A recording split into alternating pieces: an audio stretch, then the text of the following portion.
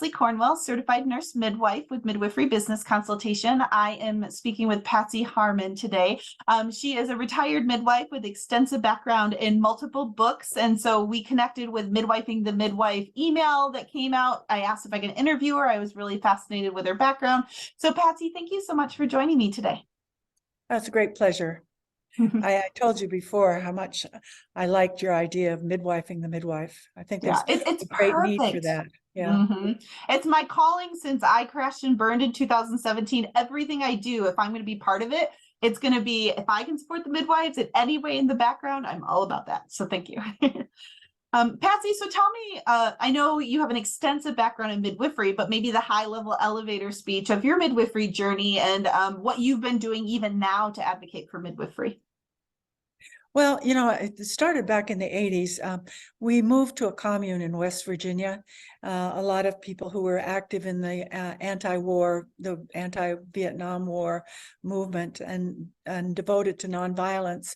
We felt like we needed to do something more than just say, ban the bomb or something like that, that we needed to find a way to live that was sustainable and revered the earth and cared about other people. So we bought a farm very cheaply, and somebody donated the money for it. And we lived there for quite a few years. And I had my first baby in the hospital up in Minnesota because there were no midwives there, but it wasn't a bad experience. It was in a little hospital in Two Harbors, Minnesota. And it was the only place a father would be allowed there. To be in the room. And when we came down to West Virginia, people were starting to come to the state because land was cheap. And they were wanting to have babies at home. They were coming from California and Texas and New York and New Jersey, and there was no one to help them. And by this time, I had seen a few births as a coach and a Lamaze teacher, and I had had one baby, and that made me a midwife. That was all the training I had besides a couple of textbooks. It worked for Ina May, so. And Ina May was probably one of my books, I'm sure. And after a while, I did maybe 20 births. I was able to find a way to do an apprenticeship in Austin, Texas, where there was a group of midwives who had actually been trained by a nurse midwife before she left the state, because she wanted somebody to be there to help people have home births. So when I came back, I felt a little more confident. And after about a year, I realized the people I were helping were all like me. They ate all organic food that they grew themselves. They cut down the trees to make their log cabins and drug them out of the woods. And mainly, they believed they could do it. They have confidence in their body. But, you know, West Virginia is a very poor state. And I realized there were a lot of the local people who needed advocates, who needed support. They weren't really good candidates for home birth. A lot of them smoked and didn't have a very nutritious diet, but they needed somebody to be with them who cared about them and would have them, you know, help them have a gentle birth. So at that point, I thought, well, maybe I should be a nurse midwife, because then I could deliver these people in the hospital. And that's what I did. And I never went back to home birth, but it was not because I didn't think it was a safe alternative. Some people ask me that, you know, did you not believe in it anymore? No, I believed in it. It's just that it's hard to get a real job, like a paying job, and then also say, I know it's my shift here in the hospital, but I have to leave now because somebody's having their baby at home. Yeah. You can't do just a little bit here and there. And I didn't tell you that was part of my other perk of doing locum assignments. I still get to do a little bit of home births here and there, but I just take a gap with my locum contract. So that was another angle of like that unique angle. That's a good plan. Really, I maybe could have done that, but I didn't think about it. I don't even know if I knew about locums then. So anyway, I had a good career, probably 30 or 40 years of delivering babies. And after, as I was going to midwifery school, my husband, who had been an EMT, decided he was going to be a physician. He thought he would do family medicine, but actually, he had been to a lot of births with me as an EMT. He was sort of my backup who sat in the kitchen. And actually, we never really needed him for a resuscitation or anything like that. But he decided he was going to become an OBGYN. And he really loves surgery. He's the kind of guy who likes to fix things like cars and he was a carpenter and things like that. So I he's hear really that good with a his lot hands. with obstetricians and past lives of being Is that true? carpenters. Yes, Is I've that heard right? I it. didn't I've know heard that. it 6 times before. Yes, Oh, no I've kidding. heard it a lot. I don't know, something with just your hands, working with your hands, and yeah. Well, and you and I talked a little bit before. We worked in private practice in a hospital, and really, I was never trained in any business things in midwifery school, and he wasn't in medical school or a residency. There's no training at all for that. So we probably made all the mistakes that you're now teaching people not to do ahead of time. And I could Trying, probably but do you a whole can't fix talk on that. everything. Yeah, we try to do just as much risk, but you can never plan for that white elephant to walk in the room, but you can try to Yeah. plan for everything else. So Well, and it's nice to be aware that there could be a white elephant that walked in the room that's instead of very true. very innocent. And one of the things I spoke with you a minute ago about was watching the money. And I think there was, we knew we would have to take loans and we would go into debt and we would have to hire staff. But I just didn't know that much about how things work. And the first thing we had an accountant, but he wasn't a CPA. And then we hired some people that seemed nice without probably checking references. And then one person turned out to be embezzling money, and it wasn't like $10,000 or anything like that, but it was just a shock to find out that things like that could happen with people that your gut instinct thought were nice and kind and supportive and all those kinds of things. So after a while, and it wasn't, well, I was into my 60s really when I started writing books. And I know this is important. We stopped delivering babies when the medical malpractice insurance in West Virginia, and this was, maybe 15 years ago, skyrocketed. And this wasn't just here, it was all across the country, but West Virginia was considered a high-risk state. And I think that the insurance companies were able to get away with jumping the amount of money that it would cost, even more, say, than they might in Ohio or Pennsylvania or some surrounding states. And it was a loss to us, and it was a loss to our patients, because by this time in private practice, we were well known as, the place to go if you wanted a more natural birth. And since Tom was very supportive, and we had 2 of our babies at home, and this was even before he was a doctor, it was so nice to work with him. And I guess this is hard for people to find a doc that really respects them and what they're trying to do. But the one thing I loved about Tom was that if we never needed him, baby wasn't coming, she's pushing 3 hours or something, and the head's still sitting there. Maybe Dr. Harman just needs a little vacuum assist to get this baby out. And what was so cool about him is he would come in without any feeling that he was shaming someone. Like, why did you let her push so long? Or what, just whatever. And he would just say, so you need a little help? And then he would sit down, and he would usually pull the baby out so that it was crowning and let the woman push her own baby out. And sometimes we do a 4-handed catch so I could support the perineum while he was, assisting with the shoulders and things like that. So by this time we were well known as a place to go, and it was a loss to the community. But the good thing was I was just doing GYN and early OB then, and I was going through menopause, and I would get up at night and write some of the stories that the patients told me. And I always wondered, I thought I was always a person who you could talk to and that I listened, but I think I had more time or something, or maybe I wasn't as tired because I hadn't been up all the night. You could comprehend it all better. So I would get up at night when I couldn't sleep, and I would write down, something that happened that day. And it was a busy practice. So my husband is like, if I wanted to tell him, like, oh my God, Leslie, let me tell you what happened. This patient told me, and then her husband does this and that. And oh my God, this is just amazing. You would be just like me. You'd be like, oh my God, really? But like if I told Tom that, he'd be like, okay, is she safe? Is there anything we need to do? Mhm. And that would be the end of the story. So I started writing the stories down, and let's see if I'll show you the Yeah, first book that I I'd wrote. love to. It's called The Blue Cotton Gown, and it's a memoir. Okay.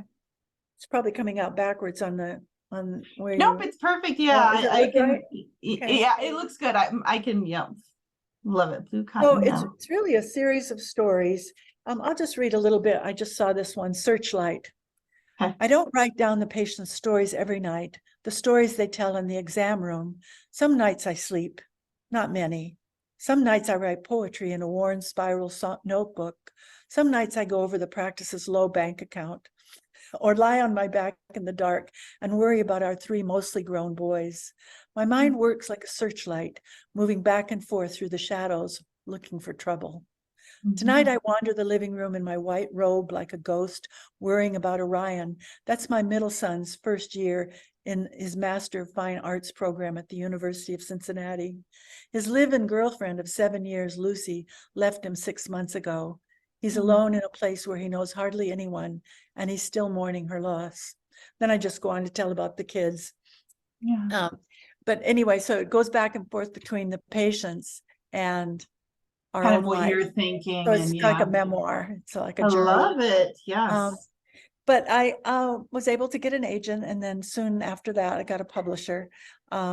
So that started me out. And then I wrote another memoir, which goes back to the hippie days and more the home birth thing and that kind of thing. And then I thought, I'm kind of milking my own life here. Maybe I should like try writing a novel. So I did. I wrote my first book, my novel, which was the one that people mostly know about. It's The Midwife of Hope River, set in Oh. 1930 during the Great Depression. And I wrote that in 2008 when we were having the Great Recession here. And I thought people could relate to that because there were people losing their businesses and losing their homes and their livelihood, and all the stress that goes with that, and seeing if maybe you're insulated in some way, but you see it happen to friends and family. So that's how I wrote that book. And after that, I thought, I really love these characters. I don't want to just end it. So I ended up having a series of 4 books, and I'm working on the 5th one. That is So that's amazing. how I Did you started ever writing. think when you started being a midwife, oh, I'll be a retired author and just write a series of books? Like the opportunities that come up, we don't ever anticipate in life. No, that's true. And it's the same thing with you and your business, right? Helping other people. Yeah. And it took me a long time before I would say that I was an author. But I did say I was a midwife, and then I would think, oh, you're not delivering babies or even helping people in the clinic. Why are you a midwife? And I thought to myself, and in some ways, I think this is what you do too. A midwife supports people, they educate people, they calm people down. Sometimes we make people laugh, give them guidance. And I thought, I'm still doing all those things. You are, yes. We So in joke my all the books, time. yeah, and that was one thing I didn't realize until I started getting emails from people who had read the books, and they would say, your books were so supportive to me, or they gave me so much comfort. And I thought, really? Because some of the stories are kind of exciting about mining disasters and floods and forest fires. But if in there's West little Virginia. gems that stand out to them and they hit home to them. And I think just the idea of seeing midwives in another time and place, but seeing how they help other people. And if you're having a hard time, but you identify as a midwife and you look at that and you go like, yeah, that's what I do. And it's important, Yeah. So Well, and I think that's how I part of became a writer. Yeah, I love it. I think we talk all the time. The definition of midwife is with woman. It's not catching babies. And there's so much stigma. Midwives have an embarrassment. Like I'm not because instantly the little bit the community knows, oh, you're a midwife. Do you do it at home or the hospital? And if they even know anything about a midwife, and then you feel embarrassed, like, no, I write books. No, I'm a business consultant. No, I have a women's health clinic. No, I do sexual health. Like we have to get past the stigma. I am this type of midwife and I'm proud of it. We put ourselves up for failure if we don't advocate on the other side to consumers. Like midwives help people, like we help our community. That's the way it used to be. They were the primary care provider for the communities back in the day, and so we have to revive that mentality again. Yeah, I think that's really true. And just the variety of ways that we can help people. I mean, Mhm. some people work in international field, some people Yeah. work in politics, you know, Yep. a lot of things that I probably wouldn't really like politics, but But if it gets you but at the how table to important. advocate, Yes, yeah, how I mean, important. how expensive lobbyists are, that's the smart Yeah, midwives. There's two, three of them, Michelle Monroe in Georgia and Kathy Gordon in Kansas. Like they're getting themselves a seat at the table so they don't have to pay the hundreds of thousands of dollars for the lobbyists. that's great. That is Yeah. really great. Yeah. So yeah, I So, love what you're doing, Patsy, with all your wonderful books.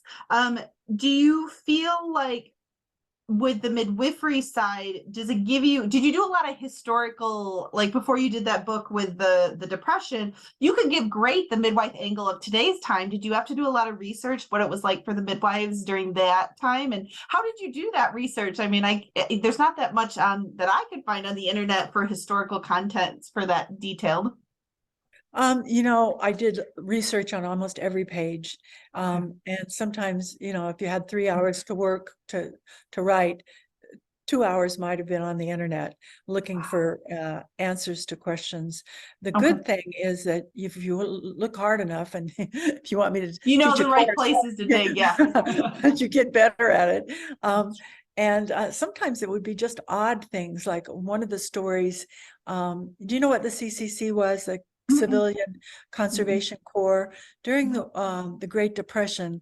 I think it was Roosevelt started the CCC as a way to put young men to work, because he felt like there was going to be a revolution in the United States if he didn't get, you know, some of these young guys someplace to work, and their families needed the money. So Right. the government would pay to have you fix roads or plant Okay, trees. yeah, with the You've heard of parks, it. a lot of the Yeah. national parks, that was what that Right. program was called. That's Okay. right. So in every state, wherever we live, you go to your state parks, and they most likely the picnic tables and pavilions and roads were all put together by the CCC guys. Okay. But like, so I had a story, one of my books has the CCC camp in it, and I had to like really look for research on that. But like an example of the odd things that you can do is I was describing a CCC truck with a bunch of young men in the back passing along on the road, and I thought, wonder what color that would be.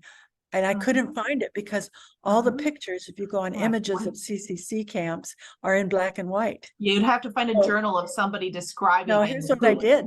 I put in CCC truck color or something like that. And guess what showed up? A guy in Maine who restores cars like that. And I actually emailed him and asked him what color was the truck that he was fixing, and it was green, which I figured it would be green or brown, Yeah, right? you just don't want to make assumptions and then someone calls you out. So you're actually a legit historian. You're not just Yeah. telling stories, you're making them to historical content, and that's amazing. Yeah, and things about birth. I mean, you know, sometimes you can't find the actual midwife birth, but you can find out how the doctors were doing it. And in my stories, the midwife of Hope River, her name is Patience. A lot of it she learns by doing, and she finds out that if the woman gets out of bed, the baby comes sooner. Like, Yeah. duh. I mean, things We we knew take for that. granted But, of like, yeah. yeah, if the only book you had to read was some doctor book, nobody Yeah. did that. Nobody Yeah, ever did it. you think There's they're one, doing it the right way. You think and that there's that's one point where she's in a different story where the woman is doing what she wants her to do. She's walking around and things like that. Still, the baby isn't coming. The contractions are erratic. So she says to someone, "We need the male presence in here. We need the male vigor." I love it. I love it. And You he got all gets these in there and those third, yeah. she makes some slow dance, which, you know, we've all done that in births, right? And got Yeah. people up out of bed, and maybe had some music if we had it available, and had people, you know, sway around. And guess what? The contractions get sexier. Yep. Yep. Yeah, I know. I So, love Ina May's quote. What gets the babies in gets the babies out. Yep. yep, it sounds like, yep. So Yeah. anyway, it's been fun writing the books, and I've separated the historical fiction about every 5 years. So now I'm up to 1950 and the Okay. civil rights movement, and it's got more about diversity and caring for people of different races and things like that. Oh my goodness. I think it's amazing. I mean, every single thing we can do to make awareness of midwives and to really advocate. You have a personal passion and expertise versus just a generic author. You're going to give such a different angle. I'm definitely going to dig into your books after we're done chatting. They sound amazing. Yeah, I think you'll like them. And Mhm. you know, it's interesting when there's about 7,000 reviews of The Midwife of Hope River on Amazon. And every now, and I don't really look at them that much. My husband says you're not allowed to look at any of the bad ones because I obsess Yeah, about it. I But know. We fortunately, all do. Yeah. it's Mhm. 4.5 out of 5 scores, so that's good. But every now and then I'll get one from somebody who said they didn't know anything about midwives. A lot of the people are like doulas or people who've had midwives for their Yeah. births or Yeah. midwives themselves. Occasionally a doctor will tune in, but when I get somebody who didn't know anything, that's like a delight for me. It's like, oh, so exciting, You know. opened up the door of opportunity of what's going to change in their life and their kids' lives. It's true. Yeah. Yeah. No, I was thinking I got into the series of the Virgin River. I don't know if you've ever seen that series, but it's about a midwife that goes. I said, I think they stole some of your ideas. Like she was a nurse practitioner and a midwife. You'd like it. It's a series, I think, on Netflix, the Virgin Oh, River. yeah. But yeah, the mayor for this little tiny town in the middle of nowhere. The doctor doesn't want to retire. He wants to work forever. So the mayor hires this midwife nurse practitioner that's supposed to take over, and he doesn't want her there. And she does so many Oh like my, that amazing sounds things. great. Oh, it's a really good series. I tell you, it's highly addictive. But when you said Hope River, I was like, I wonder if Virgin River like read your books and took a different angle to it. Maybe. So is it set in current time or in past? I would say probably I would say probably 10 years ago, maybe 5 years ago, nothing in 1920s, but like I think a lot of like the angle of just a midwife filling in for a community that's never had a midwife. They don't know what she is, but she also fills a lot more of the physician role because of her dual certification, but a lot of education and advocacy and some of the things she does. It's actually, I was pretty impressed. You know, as midwives, you're like, yeah, that wouldn't happen. That wouldn't happen. I was like, they actually did a Pretty pretty good job accurate. with the Yeah, births and with some of the stuff. Like that's whoever, great. they had a midwife expert on their team. Good job. Yeah. You know, when So- my first novel came out was right around the time that Call the Midwife was on TV. Another good one. So it Mhm. was really a help for the books because Yeah. a lot of people were watching that and going like, oh, I'm going to get a book about midwives. And then the Yeah, midwife historical. would show Yeah. up. Yeah. Mhm. Yeah, when we had our birth center, I actually had an ad on the local PBS public broadcasts with Oh, the good. commercials for Call the Midwife, and our birth center was out there. I was like, I totally needed it. Yeah, so there's fun, creative ways midwives can get themselves out there because these people watching the shows, they may or may not have heard of it, but maybe it's a grandma, but now they can tell their kids like, hey, there is an actual local midwife here. So I think every single way we can make awareness of midwifery, not just the traditional way of like calling and putting a billboard up there, like you're advocating for awareness of midwifery. So thank you, Patsy. Thanks. Yeah. So is there any other words of wisdom? I always like to finish with, you have so much knowledge and expertise of where you've seen midwifery go. Do you have any words of wisdom to us young, new generation, the newbies that are coming out for midwifery? Well, certainly get advice from people like you if you're starting your own practice, or even if you wanted someone to review a contract with a physician. And there's just so many issues to think about that most of us have not. And a lot of us would be just so happy to find a backup doctor that we're like ready to sign, right? Yeah, we're like, you want my firstborn? Okay, you're gonna sign up with Right. I've just been to school and I'm out now. I need help. But I think the importance of finding a good backup doctor is to find somebody who respects what you're doing and doesn't just want you there as a body to fill up, like some OBGYNs are just really busy and they say, okay, yeah, she's cheap compared to a doctor and she'll see my patients for me. Little do the doctors know that some of those patients are going to want the midwife. lots Yeah, of those it happens patients are all the going to time. want They the wanted midwife. a physician assistant that could catch babies, and then they didn't realize what they got themselves, because now their clients have a higher, their patients have a higher caliber of philosophy model they've never been exposed to. Right. And so I guess to midwives facing that thing, just not to rush into things, to be sure that the physician understands and respects what midwifery care is. Right. It would probably save you some pain later on to have Yeah. really looked at those things and not just jump into things too easily. I think that's one of the hardest things, it used to be anyway, is to find a backup doctor. And there are places in West Virginia where there still are no midwives because the docs have all decided they want all the deliveries, especially as the birth rate is going down. That may make it even harder. But that's Yeah. why educating the public is so important, to see Mhm. what's different, and Yeah. to look for opportunities to educate the public, to speak if there are women's groups you can speak to, or how to establish yourself in the community. Those would be the kind of things that I would think about. Well, and I think part of it, collaborating physicians are getting harder and harder because a lot of the physicians want to join big systems when they get out, and there's less and less exposure of midwifery into what they're used to, so they don't even know what they don't know. We just need to find more EMT husbands that'll just go through OB school for us, and we'll be set. That's So a good we're idea. gonna do a strategic plan of recruiting husbands and birth advocates to just, because it's getting very difficult, and having medical students, having people that are advocates from the very beginning, it makes an impact while they're going through school. Yes, I know it takes a long time for them to go through school, but yeah, physician collaborations are getting harder and harder across the country. One of the good things I hear at WVU, which is, I'm in Morgantown, and that's where the university hospital is they have 6 midwives on staff who are teaching the residents how to deliver babies.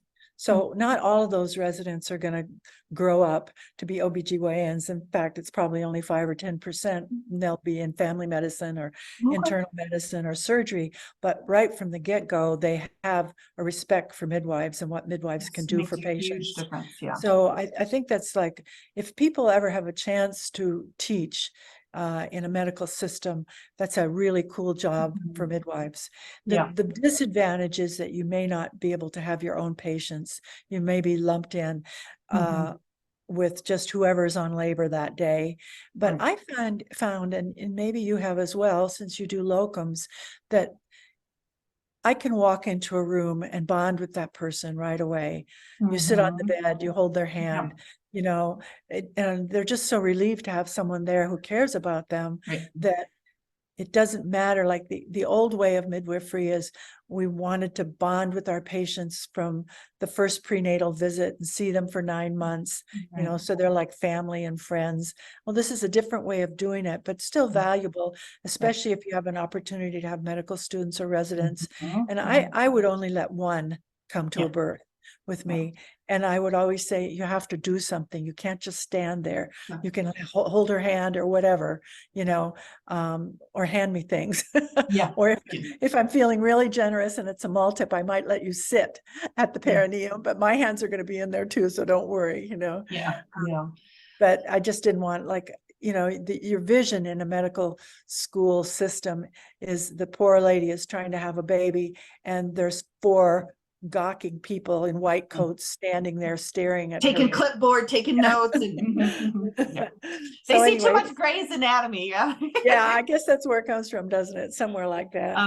Well, it's actually interesting because we've had such severe shortage of clinical sites, not just for midwifery, but also for nurses and for medical schools. A lot of the medical schools, if it's big hospital organizations, they get non-compete clauses. So if there's 2-3 medical schools in an area, one place will take over. And I have a lot of home birth ladies, a lot of birth centers that have medical students and nursing school contracts to keep them open. So, I mean, we can think outside the box of not just thinking at our residents in a hospital setting, but if we can clinically precept in all settings. I mean, now they get to see really what home birth is versus we just show a midwifery in the hospital setting, what a water birth looks like, what is a transfer, what does this physiological birth look like at its core. So I think there's a lot of opportunities. Midwives don't realize, not just serving our clients, but every single avenue of advocating with the medical community does have a ripple effect on support long-term. That's great. And I really appreciate all that you're doing. Yeah, there's exciting things. I appreciate what you've paved for us so far, and we'll just keep paving the way. That's our goal. But yeah, every I think COVID has thrown some curveballs, and everybody's like, "Oh, we're so grateful we have midwives." And the midwives have been so burnt out in the out of hospital community. They were busy before COVID. I mean, people are like, "Oh, we went from 1.5%, 2% to now 4%, woohoo!" And I'm like, we don't have enough of a structural support for the community-based midwives to handle growth. They just, so we have to figure out how to get more midwives in a good structured support level. And so that's where I'm a vision, and I'm like, okay, what can we do so midwifery can grow and get to 20-30% of ladies? We can't even handle a little bit. We need to figure out these basic systems. So yeah, your books will help, having clinical sites, having these wonderful resources we're all putting together. Well, that's great. Okay. Well, thank you so much, Patsy. What's the best way people can reach out to you or learn about your books? Do you have your own website they can go to, or Amazon? Like, where can they go? Well, the books are easy to get on Amazon, but there are a lot of them are in bookstores, but you maybe have to ask where, because they're back in the stack somewhere, or they'll order it for you. But you can use Amazon and just put in Patricia Harman, not Patsy. Yeah. Patsy is what everybody calls me, except my editor and my banker. Yeah. Patricia is the author name, and Harman is Harman, but I think I would pop up anyway. And then my website is just www.patriciaharman.com, and it tells about my books. And on Amazon, one of the cool things is, and I bet you've done this, where it says look inside on the book, so you could actually read a few chapters to see if it appeals to you. Most of them, people say they can't put them down, which I consider a great compliment, because when I get a book like that, I'm like, this is the greatest book. I read it in all one day. I couldn't put it down. Oh, so it's one thing, I think that's that credible, like when a midwife says to you, oh my gosh, you're an amazing midwife. When someone tells you, I couldn't put your book down, that's like the hallmark to authors. Yeah. Maybe, yes, I guess so. Perfect. Well, thank you so much, Patsy, for your time. Enjoy your travels to Canada. And I really appreciate you squeezing this in. Hope it's a nice vacation. Thank you. Okay, talk soon.